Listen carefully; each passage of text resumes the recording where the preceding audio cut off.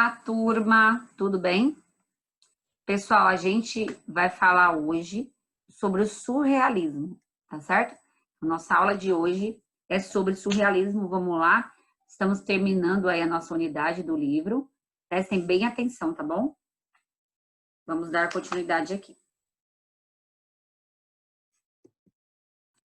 Surrealismo. Dentre as características desse estilo estão a combinação do representativo, do abstrato, do irreal e do inconsciente. Então, a gente vai trabalhar o abstrato, a gente vai trabalhar o que não é real, o irreal, certo? E o inconsciente. É lógico que a gente, só por essa obra, né, da Tarsila do Amaral aqui, a gente consegue perceber que isso aqui não tem nada de real, né? Um pé que é exageradamente muito maior do que a própria cabeça do ser humano, tá? Então, vamos lá. Entre muitas das suas metodologias estão as colagens e a ordem automática, a escrita automática. Segundo os surrealistas, a arte deve libertar-se das exigências da lógica e da razão e ir além da consciência cotidiana, procurando expressar o mundo do inconsciente e dos sonhos. Então, o surrealismo é uma vertente artística que pensa no quê? Ela quer ultrapassar a lógica. Ela não quer trabalhar com o que é lógico, o que é racional, o que é correto ali, que é o que a gente conhece. Não, ela quer trabalhar com o irreal, com aquilo que não tem razão, que é o mundo do inconsciente, dos sonhos, tá? De criar alguma coisa. Mais do que um movimento estético, o surrealismo é uma maneira de enxergar o mundo, uma vanguarda artística que transcende a arte. Então, a razão deles, né, a filosofia deles, transcende a arte. Não é uma coisa só para a arte, é uma coisa para a vida, ok? Busca restaurar os poderes da imaginação, castrados pelos limites do utilitarismo da sociedade burguesa, e superar a contradição entre objetividade e subjetividade, tentando consagrar uma poética de alucinação, de ampliação da consciência. Então, o que acontece? Eles dizem que a burguesia, ela castrou a nossa capacidade de imaginar. Então, ela nos traz respostas prontas e não nos deixa imaginar e sonhar com algo tão diferente. Então, o surrealismo, ele vem nesse sentido, contra isso tudo, tá? E ele vem trazendo como se a possibilidade da gente, o quê? Da gente ter alucinações, de sair da nossa consciência, de instaurar um inconsciente na gente, tá? No Brasil, o movimento chegou de forma tênue, ou seja, baixa, não forte, tá? Mas nem por isso passou despercebido. Vivíamos em um período de valorização da racionalidade, exaltando o sentimento nacionalista e formando nossa identidade, período modernista. Como a gente aqui no Brasil estava passando pelo momento de valorização da racionalidade, seria muito difícil que o surrealismo pegasse assim com tanta força. Uma vez que o surrealismo, ele não vai trabalhar com racionalidade, ele vai querer trabalhar com a irracionalidade, com a perca da razão, com o inconsciente, certo? Vamos lá. No livro de vocês, começa na página 25. Proveniente do dadaísmo, o surrealismo foi um movimento artístico e literário que surgiu na década de 1920. As representações surrealistas tinham inspiração nos estudos de Sigmund Freud sobre o inconsciente. Então, ela procurava coisas do nosso inconsciente, ok? Os surrealistas compreendiam que aquilo que está fora do alcance da razão também é parte da realidade, buscando assim a liberdade criativa de suas obras.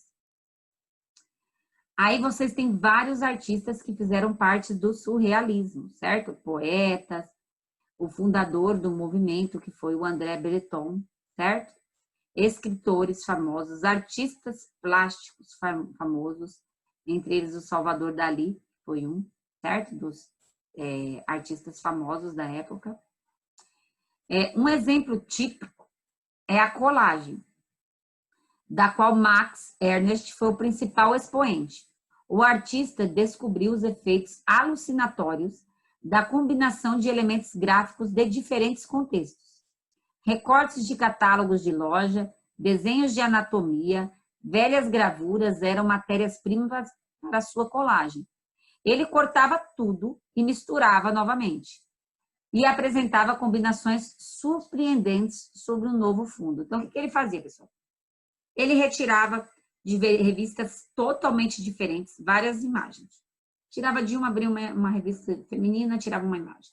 Abria uma revista masculina, tirava uma imagem. Tirava uma imagem que estava no jornal. Tirava uma imagem de um encarte de supermercado. E assim sucessivamente. Ele tirava várias e depois ele montava todas elas colando em um plano.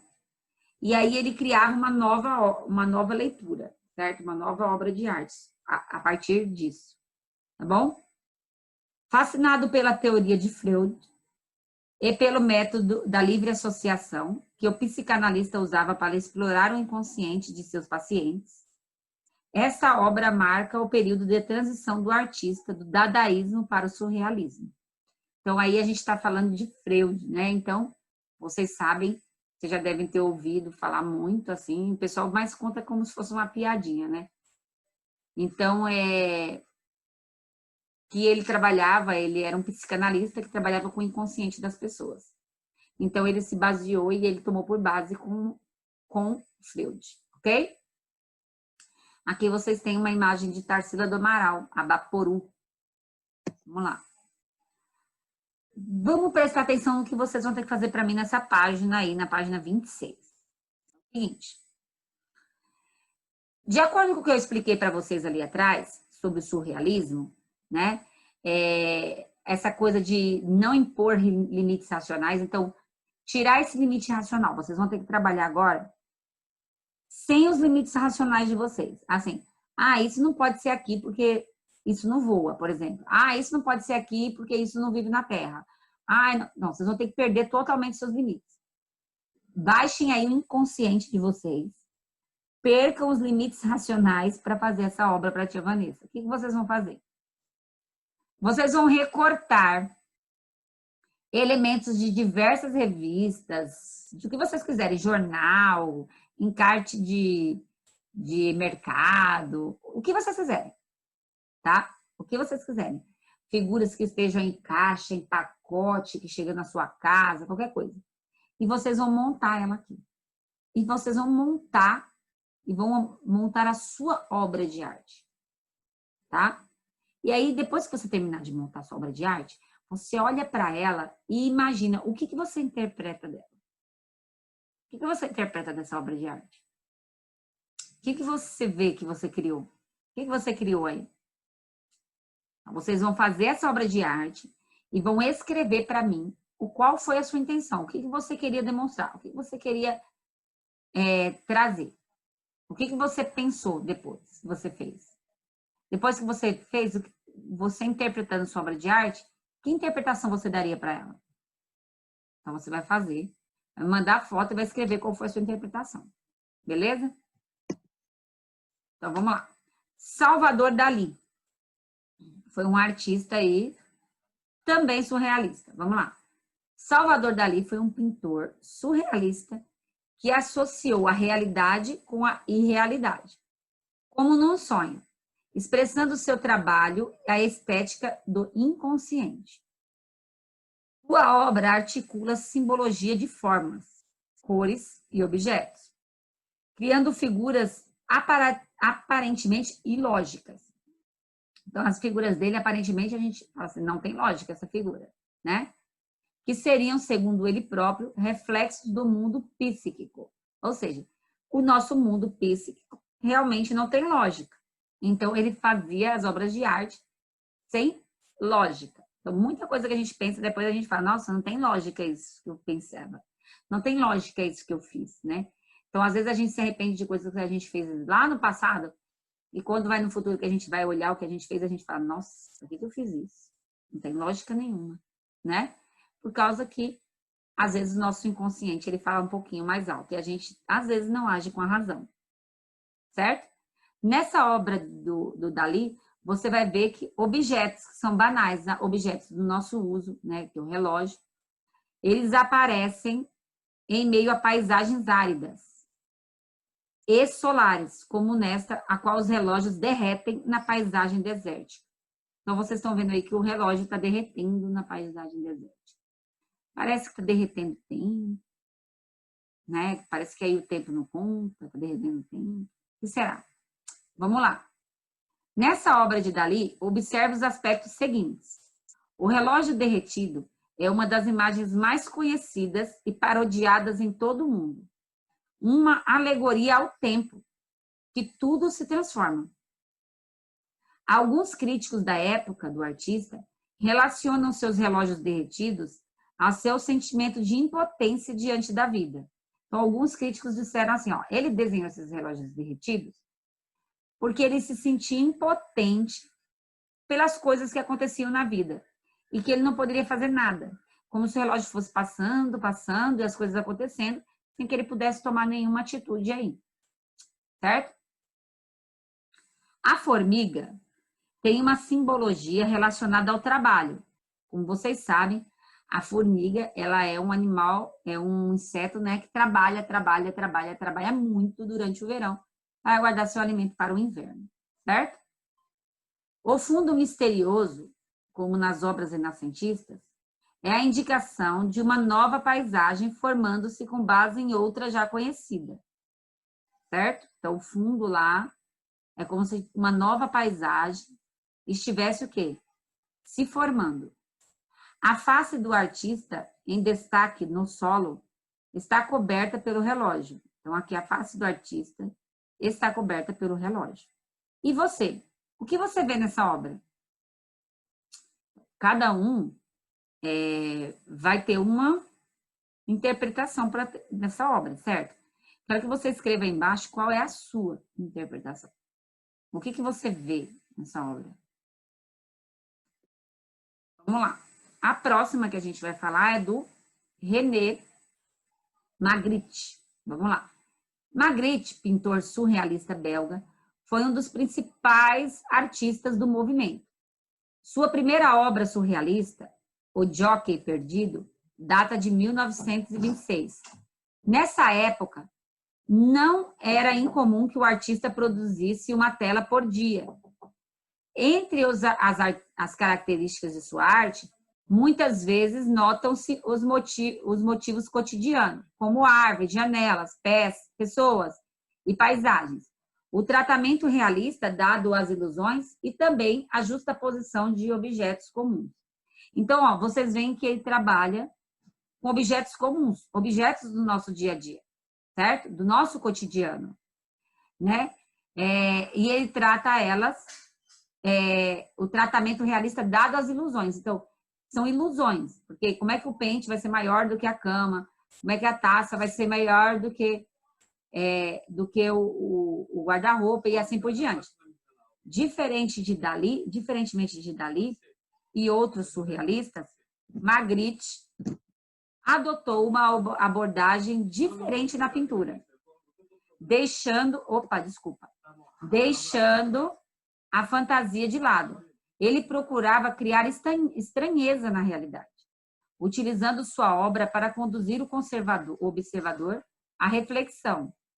Essa obra, por exemplo, sugere que todos nós temos um próprio conjunto de valores, bem como um grupo de itens que consideramos preciosos. Nessa pintura, o artista representa uma sala cheia de itens do cotidiano, mas ele dá proporções maiores e até humanas a objetos despretensiosos. Então, ele dá a intenção da imagem ser maior do que ela é realmente, certo? E ela sugere o quê? Que para nós, cada objeto ele tem um determinado valor, e de acordo com o nosso valor que a gente dá para ela pode ser maior ou pode ser menor, tá? Essa é uma obra de arte dele também, tá, pessoal? Que eu coloquei aqui do lado, certo? Influências do surrealismo no teatro. Entre os nomes mais importantes do universo artístico surrealista, destaca-se o dramaturgo Antonin Artaud. Suas primeiras produções remetem ao universo dadaísta e surrealista, mais excluído do grupo. Artaud criava as bases do que ficou denominado teatro da crueldade. Artaud propunha a rejeição à racionalidade do mundo ocidental e ao tradicionalismo do teatro. Então, ele trazia o quê? Um modelo de teatro que não era tradicional. Então, ele queria trabalhar também a irracionalidade. Nada de racional no teatro dele. O termo crueldade expressa bem a ideia de que uma obra teatral que busca abalar as certezas que fundamentam a sociedade. Então, o que ele tentava? Ele tentava agredir e ele tentava infringir o que a sociedade achava de real, o que a sociedade tinha como base da sociedade, como fundamento da sociedade. Era ali que ele queria atacar, era lá que ele queria atacar, para acabar com todos aqueles padrões que a sociedade tinha. Ele eliminou as barreiras entre o palco e a plateia, pois via a interação entre atores e espectadores como algo muito importante. Nesse sentido, o espaço de cena é um diferencial, que passa a adotar locais como galpões, hospitais, oficinas, etc. Por isso que ele sai aí da parte o espaço do teatro e ele vai para fora, né? Ele vai para hospitais, ele vai para oficinas, ele vai para teatros, para levar esse novo teatro que ele está fazendo. O espectador, ele não funciona só como aquele que assiste, mas ele também participa da peça, tá? As propostas idealizadas por Artaud ganharam força a partir de 1930 e influenciaram grupos de outras escolas. No Brasil, o Teatro Oficina foi o principal representante do teatro da crueldade, entre os anos de 1967 e 1972.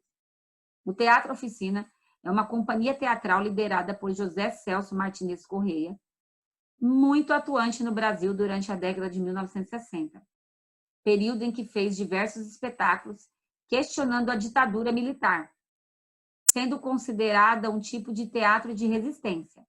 O grupo está na ativa até os dias de hoje.